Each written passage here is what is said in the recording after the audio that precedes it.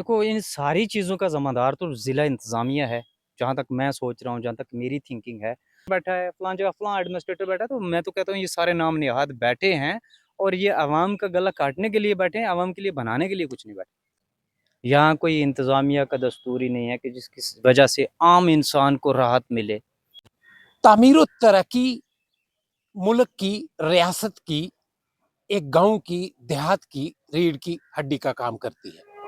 और उस मुल्क की बात करें, उस रियासत की बात करें, उस ज़िला की बात करें, जो वहाँ के रहने वाले हैं, उनके लिए आसाइशों का अंबार पैदा करती है। अस्सलाम वालेकुम नाज़रीन, आप देख रहे हैं पीर पंचाल स्पीक्स महमूद ख्वाजा के साथ। आगे बढ़ने से पहले पीर पंचाल स्पीक्स को अगर आप यूट्यूब पर देख रहे हैं तो सब्सक्राइब करने के साथ-साथ बेल आइकन ज़रूर प्रेस कीजिए। इसी के साथ फेसबुक, इंस्टाग्राम, एक्स पर देख रहे हैं तो ज़रूर फॉलो कीजिए, क्योंकि ये आपकी अपनी आवाज़ है। मेरे साथ फ्रेम में जो शख्सियत को आप देख रहे हैं, ये साबका सरपंच भी हैं और अभी जो लोकसभा के इलेक्शन हुए थे, पुंछ राजौरी अनंतनाग सीट पे इन्होंने इलेक्शन भी लड़ा है। मेरी मुराद कामरेड जावेद चौधरी साहब। पीर पंचाल के तामीर और तरक्की के हवाले से भी बात करेंगे। जावेद साहब, बहुत शुक्रिया वक्त देने के लिए। आपका भी बहुत-बहुत शुक्रिया, हाँ, अपने चैनल पे मुझे जगह देने के लिए। जावेद साहब, सोशल मीडिया पे मैं देखता हूँ, आपकी प्रोफाइल पे अगर हम जाएं या आपकी एक्टिविटीज़ जो हैं वो अच्छी हैं, बेहतर हैं, पब्लिक के ग्रीवेंसेस जो हैं आप उजागर करते हैं, लेकिन किन-किन मुद्दों को प्रायोरिटीज़ पे रखते हैं और इंतज़ामिया कितना रिस्पॉन्ड करती है आपकी उन डिमांड्स को, उन माँगों को? देखो, ये एक बड़ी गंभीरता वाला सवाल है कि इंतज़ामिया हमारे किन-किन मुद्दों पे काम कर रही है और किन को इग्नोर कर रही है। आवाज़ ठीक है? हुँ। ज़िला पुंछ में पहले तो मैं कई बार लिख चुका हूँ कि इंतज़ामिया नाम की कोई शय ही नहीं। यहाँ कोई इंतज़ामिया का दस्तूर ही नहीं है कि जिसकी वजह से आम इंसान को राहत मिले। आज की डेट में तो हमारे पास मरकज़ी स्पॉन्सर्ड स्कीमें इतनी हैं कि जिनको हम पढ़-पढ़ के कई बार थक जाते हैं। इतनी स्कीमें हैं, मगर अवामी फलाह-व-बहबूद जब जाके देखते हैं ग्राउंड लेवल पे तो वहाँ ज़ीरो में होती है। जैसे कि मैं आपको 2 या 4 एग्ज़ाम्पल दूँगा। हमारे पास एक रोड है दोंदक ब्रिज टू ईदगाह मड़ोट। मुझे लगता है कि उस रोड की इतनी खस्ता हालत है कि इतने बड़े खड्डे हैं, हज़ारों बार डिपार्टमेंटों को कहने के बाद, एडमिनिस्ट्रेशन को कहने के बाद भी उस पे 1.5 किलोमीटर में कोई ब्लैक टॉपिंग नहीं हो पा रही है।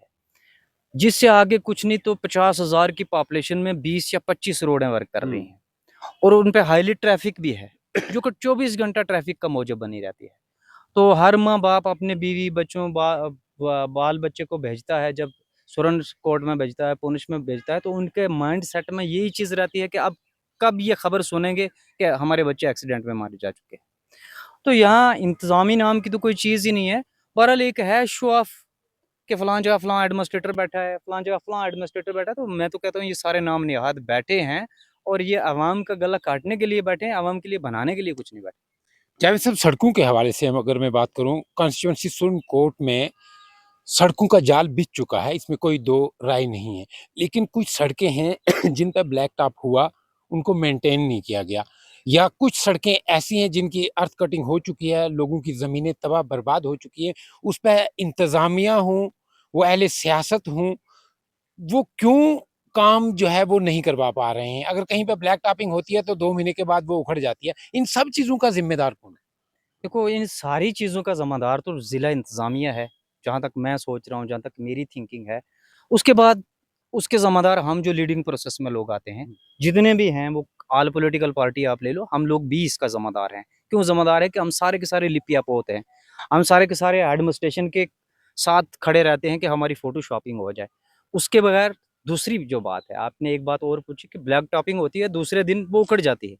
सबसे बड़ा कारण यह है कि यहाँ क्वालिटी और कंट्रोलर बोर्ड जो इनका है, वो सेक्रेटेरिएट में एक बंद रूम एसी में बैठा हुआ है, हुँ। जो कभी भी इन रोडों का विज़िट नहीं करता और जितने हमारे पास एसेट्स हैं, जिनसे ये ब्लैक टॉपिंग का मटेरियल उठाया जाता है, उनके पास उनके वो जो सर्टिफ़िकेट है, वो सर्टिफ़िकेट तो कंट्रोलर बोर्ड बैठ के सेक्रेटेरिएट में पास कर रहा है। हुँ। जबकि वो स्पॉट विज़िट ही नहीं कर रहा, कभी उसका टेस्ट नहीं हुआ, कभी उनको देखा नहीं कि वो है क्या है, ये लुक है या इसके अंदर कौन-सी चीज़ें डाली जा रही हैं और जब ये रोड पर डाली जाएगी तो इसका कितना वहाँ असर रहेगा और कितने तक ये क्वालिटी है, इसके बीच भी कुछ है या नहीं है। वही हालत होती है जब भी कि अच्छा खासा अमाउंट जो है वो हम ब्लैक टॉपिंग के नाम से निकाल देते हैं और 15 दिन के बाद आप उस रोड पे जाओगे तो वो रोड खुद कसम करेगी कि यहाँ तो कभी कोई ब्लैक टॉपिंग हुई ही नहीं है। हम्म। ऐसी हमारे पास हजारों और खरबों मिसालें हैं। हम्म। ब्रैक्स इसके आप यहाँ ही से गली पार हो जाइए, आप कश्मीर वैली को देखिए तो वहां तो 50-50 साल रोडें नहीं टूट रही। एग्जैक्टली मैं यही चीज पूछने जा रहा था, इसका जिम्मेदार कौन है? कश्मीर में आप जाएंगे, आपको रोड्स अच्छी मिलेंगी, पानी भी मिलेगा, बिजली भी मिलेगी, लेकिन ये पीर पंचाल में ही लोग क्यों इन सब परेशानियों से दो चार हैं? जिम्मेदार कौन है? रिप्रेजेंटेशन है, पॉलिटिकल रिप्रेजेंटेशन है, एडमिनिस्ट्रेशन है, कौन है? एडमिनिस्ट्रेशन पे तो मैंने पहले ही आपको एक बात कह दी कि यहाँ एडमिनिस्ट्रेशन है ही नहीं। दूसरा इसके अंदर एक और फैक्ट है एडमिनिस्ट्रेशन के अंदर, जब भी कोई हमारे पास कोई बैरोक्रेट आता है तो हमारा एक विंग हम ही में से खड़ा होता है तो वो जड़ा वाली गली या अगली दूसरी बीजी गली में चला जाता है हार लेके। तो हम उन लोगों को हार डाल देते हैं तो वो 2 साल तो यही नहीं समझ पा रहे कि जो हार डालने वाली पार्टी है ये बेटर है कि जो ये डिमांड करने वाली पार्टी है ये बेटर है। 2 साल तो वो एडमिनिस्ट्रेटर यही नहीं डिसाइड करता और यही डिसाइड न करने करने में वो पूरे डिस्ट्रिक्ट को तबाह बर्बाद करके चला जाता है। दूसरी बात ये आ रही कि उस पार में क्यों डेवलपमेंट जो है वो हाईली तौर पे बिल्कुल फेयर एंड स्क्वेयर है और यहाँ क्यों नहीं? यहाँ 99% हरासमेंट करप्शन है। यहाँ हर जो ऑफिसर आता है वो कहता है अपनी बिल्डिंग बनाने के लिए, अपने फ्लैट दिल्ली में खरीदने के लिए, अपना अगला सर्कुलेशन चलाने के लिए उनने खरबों रुपए की यहाँ से प्रॉपर्टी इकट्ठी करके ले जानी है। जो जाहिर सी बात है कि जिस चीज जो हमारे पास 100 रुपया आता है उसमें से 10 रुपये पहले ही उठाए जाएंगे तो 90 रुपये में ठेकेदार ने क्या काम करना है, उसके बाद उसने जेई को देना है, एई को देना है, एक्जिन को देना है, फिर वापस मुड़ के एडमिनिस्ट्रेशन को देना है। तो जाहिर सी बात है तो हमारी डेवलपमेंट कैसे होगी? और डेवलपमेंट जहां भी नहीं हो रही, ये एक डिस्ट्रिक्ट पुंछ नहीं है, पीर पंजाल नहीं है, मैं थ्रू इंडिया कह रहा हूँ कि इंडिया के जिस कोने में डेवलपमेंट नहीं हो रही जाहिर सी बात है कि वो थोरली करप्शन है जिसकी वजह से डेवलपमेंट तबाह व बर्बाद हो रही है। करप्शन का सद्देबाब किस तरह से किया जाएगा? क्योंकि आपने तो रिप्रेजेंट किया है, आप लोगों को रिप्रेजेंट करते हैं, आपको लोगों ने चुना था, आपने कितनी कोशिश की? देखो इसमें दो चीजें हैं, करप्शन को खत्म करने के लिए दो चीजें हैं। पहले तो आपको अपना माइंड सेट करप्शन से बाहर निकालना होगा और करप्शन के अगेंस्ट करना होगा, पहले ये करना। दूसरी बात ये है कि मैंने खुद जहाँ रिप्रेजेंट किया तो अल्लाह के फजल करम से मैंने 3 साल पंचायत से एक 100 रुपया भी किसी को बाहर नहीं जाने दिया। ये बड़ी बात है। ये आप एडमिनिस्ट्रेशन के अंदर भी जाके घुस के पूछेंगे कि क्या जाने दिया या नहीं जाने दिया। तो उसकी वजह से मेरी पंचायत में डेवलपमेंट हुई है, जाके देख सकते हैं। एमजी निरका का भी जो सीडी वर्क होगा वो आर&बी के साथ मुकाबला करता होगा ड्यू टू नॉन करप्शन। अगर वहाँ करप्शन होती तो मैं कुछ नहीं करवा, बिल निकल जाते थे। अब बी इजी बाकी सरपंच तो बोल रहे थे कि जब तक हम देंगे नहीं तो बिल ही नहीं होते हैं। एक निरगा का अगर 1.5 लाख का मकान है उसमें से आप 50 से 60 हजार करप्शन दे दोगे तो वो बनाएगा क्या? देखो जाहिर सी बात है कि जब हम करप्शन देंगे तो हमने कुछ करना भी नहीं ना। जो करप्शन वाली लॉबी है या करप्शन पे करने वाले लोग हैं या ब्यूरोक्रेसी से डर के करप्शन दे रहे हैं या उनके हथगंडों से वो बाहर नहीं निकल पा रहे हैं, तो जाहिर सी बात है तो जब एक बार किसी को करप्शन दे दी तो फिर तो काम हो ही नहीं सकता, ये तो नामुमकिन है, फिर कोई डेवलपमेंट हो ही नहीं सकती। यहाँ मरकजी सरकार की तरफ से एक स्कीम लाई गई है, वो ऑल ओवर इंडिया में है, जल जीवन मिशन की अगर हम बात करें, बहुत बड़ी स्कीम, और काफी लीडरान के मैंने इंटरव्यू भी किए, उन्होंने कहा है कि जमीनी सतह पे वो यहाँ फेल हो चुकी है। आप क्या समझते हैं कि सुरन कोट के अंदर पानी के इतने बड़े ज़खायर होने के बावजूद भी लोगों की नलों में पानी नहीं है? देखो जल जीवन मिशन एक मोदी का बहुत बड़ा प्रोग्राम था, ये मानना पड़ेगा। ठीक है मैं उस पार्टी में नहीं हूँ मगर बात माननी है जो माननी पड़ेगी। 2 मिशन उसके मोस्टली बड़े थोरली और हाईली मिशन थे, एक रोड कनेक्टिविटी और एक जल जीवन मिशन।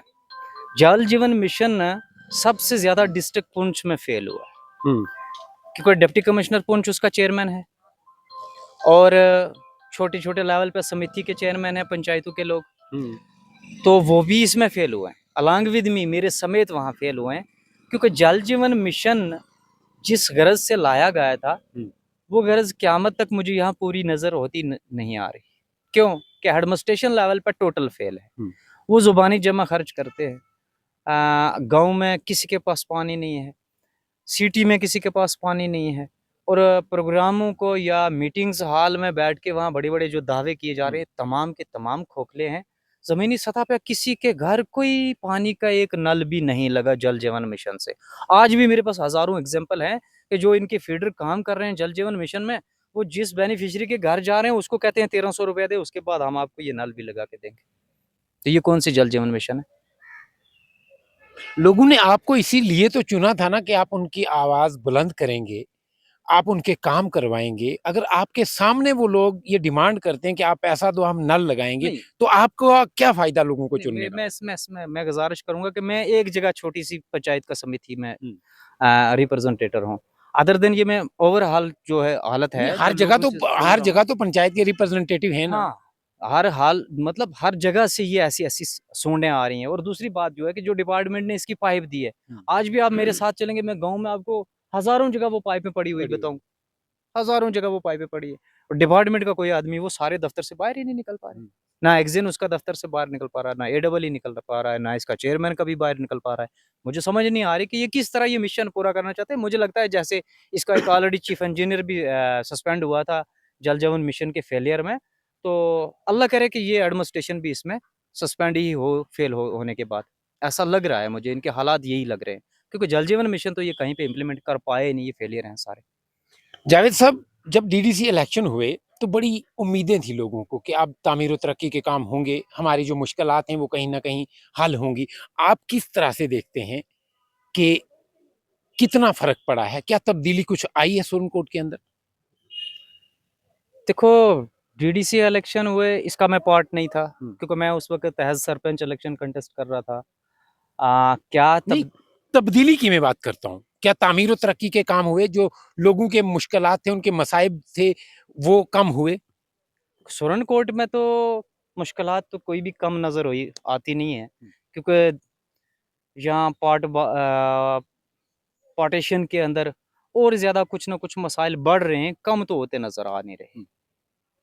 जावेद साहब, सड़कों के हवाले से अभी हम बात कर रहे हैं। मंडी फागला रोड है, इस पे ब्लैक टॉपिंग भी शुरू हुई या हो रही है, तो कहा जा रहा है कि कहीं ना कहीं उस रोड की जो विड्थ है वो अकॉर्डिंगली नहीं है। किस तरह से देखते हैं, क्योंकि ये रोड बैकबोन का काम करेगी यहाँ इन सब लोगों के लिए, बफलियाज से मंडी तक। देखो, मेरी इसकी तफ़सीली बात हुई थी एग्ज़िन से भी हम्म। और एडब्ल्यू सुरन कोर्ट से भी, मुगल रोड वाले से, हम्म। कि बहुत जगह इसकी विड्थ जो है, उसमें कुछ ढांचे बने हुए हैं, जिनकी ऑलरेडी आर-एंड-बी डिपार्टमेंट पहले ही उनकी पेमेंट भी कर चुका है। लिहाज़ा इसकी एक ही बार विड्थ जो है वो खोल दी जाए। बहरहाल उनका आंसर ये था कि हम पहले जितनी है इस पे हम ब्लैक टॉपिंग करते हैं, हम्म। उसके बाद हम देखते हैं, अभी कंपनी यहीं है, अभी काम हमारा चलेगा। जो-जो ऐसे-ऐसे पॉइंट हैं, उन पॉइंट से हम वो स्ट्रक्चर हटा के अपनी रोड को पूरा कर लिया जाएगा। ये सच है कि डिस्ट्रिक्ट राजौरी, पुंछ में जो भी रोड का वर्क कर रही है, वहाँ कहीं न कहीं कोई न कोई ख़ामी ज़रूर छोड़ी जाती है, जो बाद में आवाम के लिए दर्द-ए-सर बनेगी और एक्सीडेंट का मौजब बनेगी, जिसमें कीमती जानें ज़ाया हो जाएँ। जावेद साहब, अक्सर देखा मैंने आपकी प्रोफाइल पे भी अगर जाएं तो जिला इंतजामिया के खिलाफ आप लिखते रहते हैं। इतना कौन सा बड़ा दर्द है कि वो आपको सुनते नहीं और आपको लिखने पे मजबूर करते हैं? ऐसा नहीं है, मैं किसी के खिलाफ नहीं लिखता। ये ज़िला इंतज़ामिया भी सुन ले कि मैं किसी के खिलाफ नहीं लिखता हूँ। जो सच है, जो हक है, जो हकीकत है, वो लिखी जाती है। मुझे किसी के साथ कोई कोई ज़ाती तौर पे एलर्जी नहीं है। किसी को मैं ये नहीं कह रहा हूँ कि मेरा इसके साथ कोई ताल्लुकात अच्छे नहीं है, तो दूसरे के साथ अच्छे हो रहे हैं, या ये मेरे लिए अच्छा नहीं है। कुल मिला के ये है कि ज़िला इंतज़ामिया अवाम के लिए ही अच्छी नहीं है। पूरी जिला इंतजामिया। ज़िला इंतज़ामिया अवाम के लिए अच्छी नहीं है। जब अवाम का एक मसाइल आप हल नहीं कर पा रहे हो, तो फिर लिखा जाता है। कुछ ऐसे मामलात जो हल नहीं हुए, जो हल होने चाहिए थे, जो शायद आपने आरटीआईज़ भी लगाई होंगी, जिन चीज़ का कुछ चीज़ों का आपको जवाब भी मिला होगा और अभी तक वो मसले हल नहीं हो पाए, जो बर्निंग इश्यू। देखो, मेरे सामने सबसे बर्निंग इश्यू अगर किसी कौम का, किसी एरिया का होता है, वो है स्कूल एजुकेशन का। हुँ। आप हर जगह विज़िट करके देखेंगे, ये कुछ दिन पहले इनका एक रिज़ल्ट आया है, आप उस पे भी जाके देखेंगे कि हमारे स्कूल एजुकेशन का जनाज़ा निकल चुका है डिस्ट्रिक्ट पुंछ में। हुँ। जितने देही इलाका के स्कूल हैं, वो जानबूझ के एडमिनिस्ट्रेशन ने बंद करवाए हुए हैं। जानबूझ के एडमिनिस्ट्रेशन अभी की तो बात 4400 स्कूल पूरे जम्मू कश्मीर में बंद हो गए हैं। बंद हो गए हैं। तो आप क्या सोचते हो कि वहाँ स्ट्रेंथ नहीं है? वो किस कारण से बंद हो रहे हैं? वो इस कारण से बंद हो रहे हैं कि जितना प्राइवेट सेक्टर है वो जानबूझ के वही टीचर, वही एडमिनिस्ट्रेशन के, एजुकेशन डिपार्टमेंट के एडमिनिस्ट्रेशन के लोग अपने प्राइवेट स्कूल एस्टेब्लिश कर रहे हैं और गवर्नमेंट स्कूल बंद कर रहे हैं। और जाहिर सी बात है कि आज अगर हम 4500 स्कूल बंद करवाएंगे, कल वो उन गरीबों के, बेचारों के, जिनके पास फीस स्ट्रक्चर का कोई देने के लिए ज़राया माश नहीं है, वो बच्चे कहाँ पढ़ेंगे।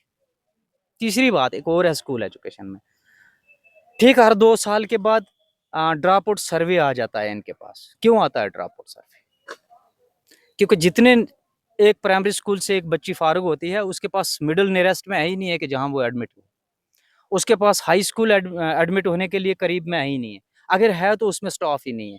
तो ज़ाहिर-सी बात है वो सारे के सारे बच्चे ड्रॉप आउट हो जाते हैं और एजुकेशन की पॉलिसी ना फेल करने का एक बेहतरीन ढंग है, क्योंकि ये प्राइवेट स्कूलों को बढ़ावा देने के लिए हर एडमिनिस्ट्रेशन की यही चाल है कि प्राइवेट स्कूल बढ़ेंगे, वो लोग खुद अपनी रिस्पॉन्सिबिलिटी खुद ढंग से देखेंगे। अब ज़ाहिर-सी बात है कि एक आम गरीब का बच्चा तालीम परचेज़ तो नहीं ना कर पाएगा। इसका मतलब वो तालीम से महरूम हो जाएगा। जब वो तालीम से महरूम हो जाएगा, ज़ाहिर-सी बात है कि उसकी तमीर और तरक्की क्या होगी। हेल्थ के हवाले से अगर मैं बात करूँगा, हेल्थ डिपार्टमेंट के हवाले से ज़िला पुंछ के अंदर जैसे देखा कि कल आपने देखा कि मुगल रोड पे एक हादसा हुआ, दिलदोज़ हादसा हुआ। यहाँ से फिर जो ज़ख्मी लोग थे उनको मेडिकल कॉलेज राजौरी शिफ्ट करना पड़ा। तो क्या डिमांड रहेगी आपकी गवर्नर इंतज़ामिया से या ज़िला इंतज़ामिया से कि सुरनकोट का जो हेल्थ सिस्टम है इसको अपग्रेड किया जाना चाहिए, पुंछ के हेल्थ सिस्टम को अपग्रेड किया जाना चाहिए, इस मुगल रोड पे एक एम्बुलेंस का एहतमाम किया जाना चाहिए, ट्रॉमा हॉस्पिटल का एहतमाम होना चाहिए? देखो, मैं अभी-अभी बीएमओ ऑफ़िस सुरनकोट में गया था। 15 मिनट में वहीं से बाहर निकला हूँ।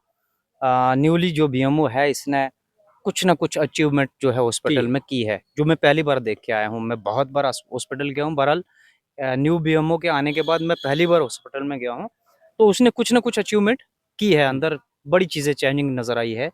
जहाँ तक रहा मुगल रोड के ट्रॉमा हॉस्पिटल का सवाल, वो तो कभी नाम नेहाद ऐसे नामों में हम सुनते रहे हैं, हुआ नहीं कभी। रहा सवाल आपका ये कि एम्बुलेंस सर्विस जो हॉस्पिटल से हैं वो तो प्रोवाइड हो जाएँगी, मगर ज़ाहिर-सी बात है कि मुगल रोड एक सीधा-सीधा कत्लगाह मैं इसे डिक्लेयर करूँगा, ये तो एक कत्लगाह बना के रखी हुई है डिस्ट्रिक्ट एडमिनिस्ट्रेशन पुंछ ने और आर-एंड-बी डिपार्टमेंट ने। तो वहाँ तो ऑलरेडी 3-4 एम्बुलेंस 24 घंटा अवेलेबल रहनी चाहिए, ताकि जब भी कोई ऐसा दिलसोज़ हादसा हो तो इमीडिएट उनको कहीं न कहीं किसी हॉस्पिटल में शिफ्ट किया जा सके। ये तो इंतज़ामिया को सोचना चाहिए और करना चाहिए। मैंने ऑलरेडी इस पे एक रिप्रेजेंटेशन दी थी कि डिस्ट्रिक्ट पुंछ से मुगल रोड ले ली जाए। या तो ये बीआरओ वालों को दे दी जाए या शोपियां सब डिवीजन के हवाले की जाए, क्योंकि डिस्ट्रिक्ट इंतज़ामिया पुंछ तो इसे कंट्रोल कर ही नहीं पा रही। उनके तो बस ही की बात नहीं है। जो हमारा एग्ज़न सुरनकोट एक लिंक रोड को थ्रो कर नहीं कर पा रहा, वो हाईवे रोड को कैसे थ्रो प कर पाएगा भाई? ये तो एक सोचने की स बात है, ये समझने की बात है। ये स कि किसी नाराज़गी के बगैर ये समझने की बात है कि कोई कहेगा कि भाई वो कोई किसी से नाराज़ तो नहीं है। ऐसा नहीं है, जो हमारा ऑफ़िसर इतना डेडिकेटेड है ही नहीं है। एक लिंक रोड थ्रो कर नहीं कर पा रहा है, तो आप बताइए कि क्या वो नेशनल हाईवे को थ्रो कर पाएगा? ये ज़्यादती है डिस्ट्रिक्ट पुंछ के और राजौरी के अवाम के साथ ज़्यादती है। रात जो 2 मौतें हुई हैं, कुछ लोग के ज़ख्मी हुए हैं, ये मैं तो कहता हूँ कि ये एडमिनिस्ट्रेशन के खिलाफ एफआईआर हो जानी चाहिए 302 में। कम से कम इनकी अ, एक चीज़ तो इनके ज़िम्मे लगे कि भई ये कर क्या रहे हैं? ये खामोशी से 4 दिन पहले 1 कत्ल होता है, 4 दिन बाद 3 कत्ल और हो जाते हैं और हम खामोशी से उसको सह रहे हैं, तो इसमें हमारी आवाम का भी कहीं न कहीं रवैया जो है वो दुरुस्त नहीं है। वो या तो डर चुके हैं या उनकी कोई ऐसी समस्या है कि वो अपने हकूक़ के लिए कहीं बाहर निकल ही नहीं पा रहे, जिसकी वजह वजह से एडमिनिस्ट्रेशन भी बहुत बार बागी हो जाती है। इलेक्शन के हवाले से क्या बात करेंगे? असेंबली इलेक्शन का पहले ये था कि होने वाला है, अभी भी कुछ पार्टियों की तरफ से ये भारतीय जनता पार्टी पे इल्ज़ामात लगाए जा रहे हैं कि भारतीय जनता पार्टी ये नहीं चाहती कि जम्मू कश्मीर के अंदर इलेक्शन हो। देखो, इल्ज़ाम लगाना हक है हर का, मेरा भी हक है। मैं भी यही कहूँगा कि वो जानबूझ के यहाँ इलेक्शन नहीं करवाना चाहती। रहा सवाल ये कि इलेक्शन जो है वो इलेक्शन कमिश्नर ने करवाना है, ना कि भारतीय जनता पार्टी ने। दूसरी बात ये है कि आप इलेक्शन से पूछते हो या इल्ज़ामों के बारे में पूछते हो कि यहाँ हमारे पास जितनी भी रीजनल पॉलिटिकल पार्टियाँ हैं, ये हमेशा लोगों को कभी भाजपा का डरावा देकर वोट लेती रही हैं, कभी आर्टिकल 370 का डरावा देकर वोट लेती रही हैं, और कभी-कभी आज जिनके साथ इनका अलायंस चल रहा है, इसी कांग्रेस आई का डरावा देकर वोट लेते रहे हैं। सच ये है कि इनके पास पब्लिक में जाने के लिए कभी कोई एजेंडा ही नहीं था। मैं पार्लियामेंट के इलेक्शन के हवाले से आपको एक बात बताऊँ, मैं खुद भी कैंडिडेट था अनंतनाग राजौरी से, और जब मैं अपने फार्मर्स रिटायर्ड मिनिस्टरों के बयान सुन रहा था, तो उनके एजेंडे में था कि हमें आर्टिकल 370 वापस लाना है। हम उसके लिए इलेक्शन लड़ रहे हैं, यहाँ पानी बिजली की बात ना की जाए। बिल्कुल। यहाँ पानी बिजली की बात ना की जाए, यहाँ रोड स्कूलिंग की बात ना की जाए। यहाँ बाकी चीज़ें हमारे एजेंडे में नहीं है, हमें सिर्फ स्टेट की शनाख्त वापस करनी है। तो कई बार हँसी भी आती थी कि ये लोग हमें किस तरह से बेवकूफ़ बना रहे हैं। तो हमारे वोटर बेवकूफ़ बनते, 70 साल से बनते आ रहे हैं, बाद भी बनेंगे। उन्हें बनना है।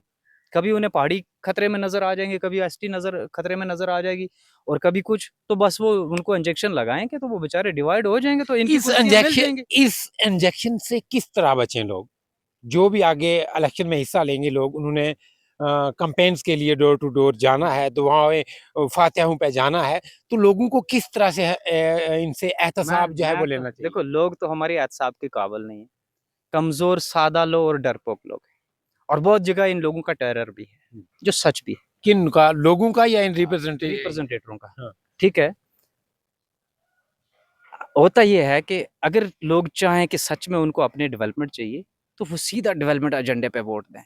छोड़ दें पहाड़ी एसटी को, छोड़ दें अदर सारी चीज़ों को, छोड़ दें पॉलिटिकल पार्टियों को। अपने डेवलपमेंट एजेंडे पे वोट दें, तो इनकी डेवलपमेंट भी हो जाएगी। हमें ये करप्शन का जाल खत्म करते 5 मिनट नहीं लगेंगे।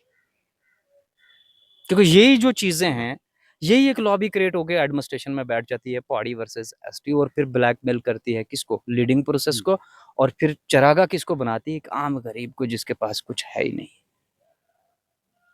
यही है एक हमारे पास आखिरी एक तरीका यही बचता है कि हम इन इज़्मों को, इन सारी चीज़ों को साइड लाइन करके हम डेवलपमेंट लाइन पे चले जाएँ, तो हमारी डेवलपमेंट हो जाएगी। जावेद साहब, क्यों आप सब लीडर लोग, चाहे बेशक अलग-अलग पार्टियों से हो, तामीर और तरक्की के कामों पे क्यों यकजा हो कि आप आवाज़ बुलंद नहीं करते? ताकि जैसा कि आपने कहा है कि इंतज़ामिया, पुंछ की इंतज़ामिया जो है किसी काम की नहीं है, तो वो इंतज़ामिया आए जो आपके काम करे। देखो, इसमें वही एक बात है ना, हमारी ये बात है कि हम जो यहाँ का, मैंने लीडिंग प्रोसेस बहुत पुराना मैं देखता चला आ रहा हूँ। कम से कम 96 से लेके इस वक़्त तक तो मैंने बड़ा करीब से इसको देखा है, सारे सिस्टम को। हमारी थिंकिंग ये होती है कि ऑफ़िसर मेरे फ़ेवर में चलना चाहिए। वो मेरी बात करे, वो मुझे सैल्यूट करे और मेरा नाम कहे पब्लिक में, और वो मेरी एडवर्टाइज़ हो जाए इलेक्शन तक। अगर ये चीज़ें ना हों, तो हमारी डेवलपमेंट रुकती नहीं जनाब। मैं वादे से कह रहा हूँ, हमारी डेवलपमेंट रुक ही नहीं सकती। तो जहाँ तक आपने सवाल ये किया कि इकट्ठे होके क्यों नहीं करते? देखो, जो भी डेवलपमेंट इश्यू होगा, जावेद को आप वहाँ बुला लें, मैं उनके साथ हूँ, डेवलपमेंट के साथ। जहाँ डेवलपमेंट का इश्यू ही नहीं होगा, पॉलिटिकल इश्यू होगा, तो वहाँ ज़ाहिर-सी बात है कि साथ नहीं होंगे। जावेद साहब, आप तो साबका सरपंच हैं, आपके साथ जो लोग सरपंच रहे हैं, आगे भी कुछ लोग इलेक्शन लड़ेंगे, उनके लिए क्या मैसेज रहेगा कि करप्शन के खिलाफ किस तरह लड़ा जाए, तामीर और तरक्की के कामों में किस तरह आगे आया जाए, या लोगों के लिए मैसेज कि उनको किस तरह के लीडर चुनने हैं? देखो, सरपंच पब्लिक को तो मैंने कह दिया। जहाँ तक है सरपंचों का सवाल, सरपंच ऑलरेडी डीडीओज़ हैं, सरपंच ऑलरेडी डीडीओज़ हैं, और जिसके पास डीडीओज़ पावर हैं, मेरे मेरे ही पास अगर डीडीओज़ पावर हैं, तो ज़ाहिर-सी बात है करप्शन हो रही है, तो करप्शन मैं ही करूँगा फिर। करप्शन मैं ही करूँगा। क्योंकि डीडीओ पावर्स मेरे पास है, तो करप्शन मैं ही करूँगा। नाज़रीन, आपको याद होगा एक बार यहाँ सुरन कोट के सरपंचों ने प्रोटेस्ट किया था। आप नहीं थे जावेद साहब तब, आप बाद में फिर सरपंच इलेक्ट हुए। तो करप्शन के खिलाफ बात कर रहे थे वो। तो जब मैंने काफ़ी सरपंचों का इंटरव्यू किया, तो वो ये कहने लगे कि भाई जब तक हम पैसा ना दें तो हमारे काम ही नहीं होते। मैंने उसी वक़्त कहा था कि आपको रिज़ाइन कर देना चाहिए, आपको ये कुर्सी छोड़ देनी चाहिए, आप इसके काबिल नहीं हो। बहरहाल, आप ऐसे रिप्रेजेंटेटिव को चुनें जो आपके काम निकलवा सके। ऐसा ना हो कि लाख रुपए का, 1.5 लाख का आपका निरगा का मकान आता है, उसमें 50,000 रुपया कमीशन चली जाती है।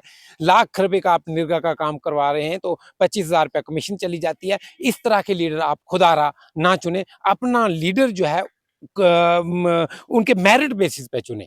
जावेद साहब बिलाखर, लास्ट में क्या पैगाम रहेगा पुलिस इंतजामिया के लिए? एक पिछले दिनों वो बड़ा अच्छा एक पेशरफ्त ली थी इन्होंने कि एसपीओज की कुछ भर्ती के लिए एडवर्टीजमेंट निकली थी, लेकिन बाद में काफ़ी पब्लिक डोमेन से एतराज़ात आने के बाद उसको मुलतवी किया गया और आप वो दोबारा निकालेंगे। नहीं, इसमें मैं गुज़ारिश करूँगा एडमिनिस्ट्रेशन ऑफ पुलिस एडमिनिस्ट्रेशन से और commissioner secretary home Jammu and Kashmir से कि वो तहसील लेवल पे ही क्या नाम है भर्ती को स्टार्ट करवाएं। जो ये विलेज लेवल पे जब भी आप छोड़ेंगे तो जाहिर सी बात है कहीं ना बीच-बीच में से 1, 2, 4 गाँव छूट जाएँगे। जैसे पिछली बार इन्होंने हाड़ी मड़ोट को छोड़ दिया, मोड़ा बछई को छोड़ दिया, वो एक बड़ा गुंजान आबादी वाला एरिया है। जहाँ से मैं सोच रहा था कि अगर कोटे वाइज़ भी या जर्नल्स भी कोई अगर भर्ती हो तो कम से कम वहाँ से 1000 डेढ़ हज़ार लड़का जो है वो एसपीओ की दौड़ में अपॉइंट हो जाएगा, जिसको इन्होंने टोटल तौर पे इग्नोर कर दिया था। अनफॉर्चुनेट वो कैंसल हो गई, कुछ अप्रोचें भी लगी तो वो एडवर्टाइज़ इनकी कैंसल हो गई। दोबारा के लिए मैं गुज़ारिश करूँगा एडमिनिस्ट्रेशन से कि वो तहसील लेवल पे ही भर्ती को शुरू करवाएँ और अच्छा खासा कोटा है राजौरी पंच को दें, क्योंकि यहाँ के बेरोज़गार लड़कों की एक बहुत बड़ी लंबी लाइन है। अगर उन लड़कों को बर वक़्त रोज़गार ना मिली, तो वो नशे की लत में फँस जाएँगे, कहीं और उनसे गलत काम होंगे, जो इंतज़ामिया की का फेलियरपन गिनती किया जाएगा। उसके साथ-साथ मैं एक और भी एलजी इंतज़ामिया से गुज़ारिश करूँ कि तमाम तर डिपार्टमेंटों में जो पोस्टें वैकेंट हैं, उनको फ़िल फ़ोर एडवर्टाइज़ करके फ़िल अप की जाए, क्योंकि हमारे पास 3-4 डिपार्टमेंट ऐसे हैं कि जिनके अंदर कोई एम्प्लॉयी ही नहीं बचा कि जो काम करे। जैसे कि पीएचई डिपार्टमेंट के पास एम्प्लॉयी की बहुत बड़ी कमी है। जो अवाम को रोज़मर्रा काम आने वाला एम्प्लॉइज़ है, वो है ही नहीं है। उसके साथ-साथ एग्रीकल्चर है, हॉर्टिकल्चर है, एनिमल हस्बेंड्री है, शीप हस्बेंड्री है, इन डिपार्टमेंटों को तो टोटल खाली कर चुकी है सरकार और वो जितनी भी पोस्टें वैकेंट हैं, उनको फिल फॉर एडवर्टाइज़ करके बेरोज़गार लोगों को एक तो रोज़गार मिलेगी, एक अवामी फलाह व बहबूद के काम होने शुरू हो जाएँगे। बहुत शुक्रिया जावेद साहब पीर पंजाल स्पीक के साथ बात करने। बहुत-बहुत शुक्रिया। नाज़रीन, ये थे हमारे साथ जावेद चौधरी साहब, जिन्होंने अपना पॉइंट ऑफ व्यू रखा और काफ़ी डिटेल में हमारी बातचीत हुई। और कमेंट सेक्शन में आप अपनी राय ज़रूर रखिएगा, अपनी राय का इज़हार ज़रूर कीजिएगा, वीडियो को लाइक, कमेंट, शेयर ज़रूर कीजिएगा, इससे हमारी हौसला अफजाई होती है। इजाज़त लेने से पहले फिर आपसे यही गुजारिश रहेगी कि पीर पंजाल स्पीक्स को अगर आप यूट्यूब पर देख रहे हैं, सब्सक्राइब करने के साथ-साथ बेल आइकन ज़रूर प्रेस करें। इसी के साथ फेसबुक, इंस्टाग्राम और एक्स पे अगर आप देख रहे हैं, ज़रूर फॉलो करें, क्योंकि ये आपकी अपनी आवाज़ है। मुझे और मेरे वीडियो जर्नलिस्ट सजाद चौधरी को एक शर्त के साथ इजाज़त दें कि आप अपना और अपने इस चैनल पीर पंजाल स्पीक्स का बहुत ख्याल रखें। अल्लाह निगहबान।